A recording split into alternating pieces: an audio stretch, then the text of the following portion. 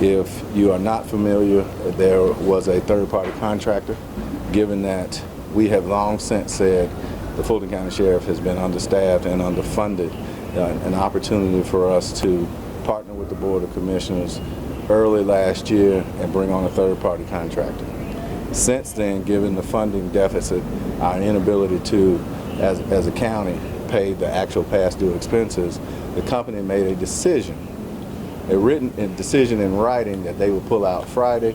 Unfortunately and regrettably, at around 2:15 today, company employees were told to vacate their jobs, abandon their position, and not to come in to work tonight.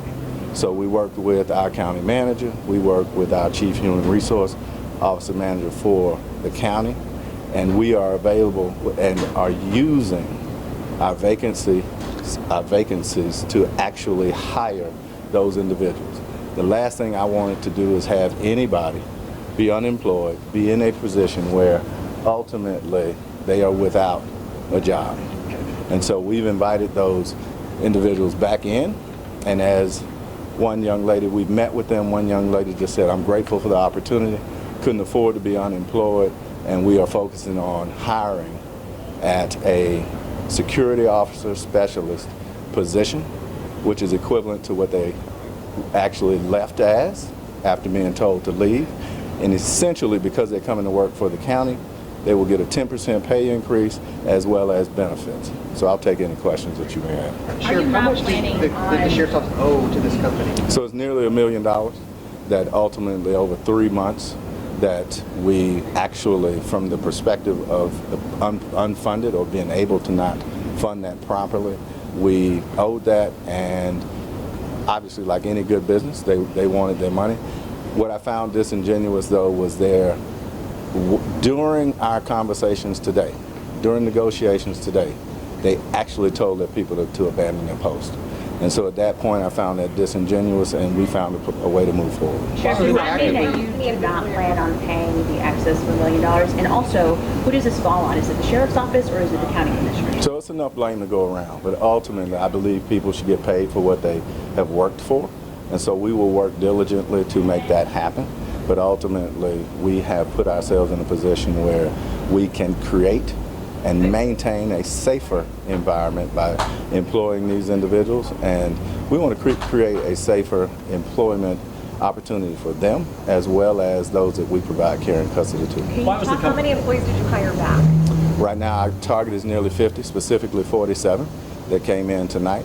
And that is understanding that the third-party contractor went from a buildup of 30 to almost 80 plus individuals, so that's nearly half. We have scheduled them accordingly so that we can possibly create the safest environment that we have. Why were they not paid for the past 3 months? The company itself, again, so this is a budgetary issue that we have continually fought for.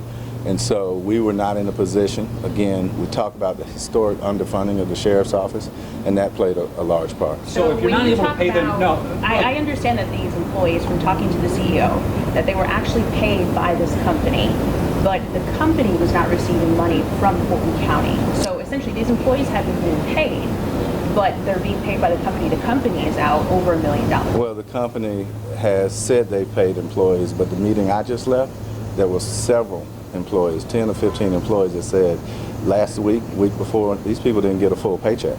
And so I'm happy to onboard them as Fulton County employees, because one thing that Fulton County does well is take care of its employees. So if you haven't been able to pay them for the past 3 months because of budgetary concerns, but now you're hiring people with an increase in pay, how is the Sheriff's Department going to pay for them? So there are two different buckets of money. Yeah. And so ultimately we're using our vacancies, as I've said, to really bring them on to a livable wage. Really, as I found out, it was heartbreaking to see that some of these folks weren't even making a livable wage. And so if you look at what the Board of Commissioners has done in a very positive manner, and that is creating employee opportunities where people are making in this case, $41,000. But why couldn't this have been fixed before this? Because, I mean, if you had this pot of money over here that you're able to hire people with now with a pay increase, why did it get to this point where a company hasn't been paid nearly $1 million? So again, there are two different buckets of money, right? One is contractual money. The other, what we're using, are monies that were gleaned from the vacancies. And so we're able to, because as we continuously hire, and we have done a great job. The women and men of the Fulton County Sheriff's Office, every day they come into an environment where they have the hardest job really in the state of Georgia, and ultimately should be paid accordingly. And so where we continuously recruit, we've recruited almost 750 people in the last 3 years, retention becomes an opportunity. And if you follow the Board of Commissioners, if you look at where we're not able to pay double time any longer, where overtime was cut, there are buckets of money that really lie in our vacancies. And so with the Board of Commissioners, or actually with our partners over at the County Manager's Office, again, the Chief People Person for the county, a sustainable way now for us to move forward. Does Fulton Sure. County The last plan question. on paying this third-party company the millions of dollars that they are? As I said earlier, I believe in paying for people the work they've done. And so contractually, we will get there. We just weren't going to be able to get there as quickly as they liked.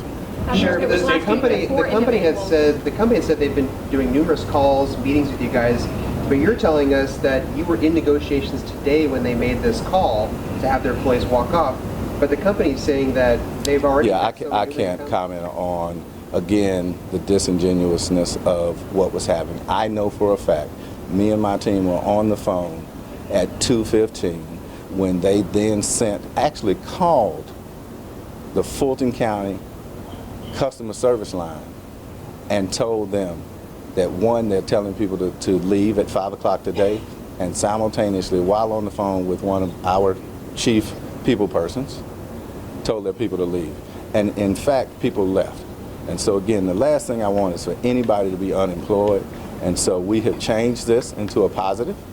Ultimately, this has allowed us to bring more people on, allowed us to create a safer environment. And the people that are leaving today, if you stay long enough, you'll see an excited new Fulton County employee. So thank you all. I appreciate it. Can you talk about the safety situation that it created? And just a correction, the message that the company sent to their employees, they sent a text message at 2:10 telling them to leave at 2:15. And so they started leaving at that And point. then those people that were scheduled to come tonight basically don't come. Yes, exactly.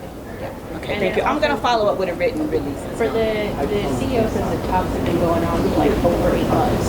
Is that the truth? I'm not aware of the talks. I just know what happened today, and so And does that directly involve the sheriff's office or just like county commissioners? Is there a difference? I'm not sure. Yeah, but we'll follow up with a written release. Thank you.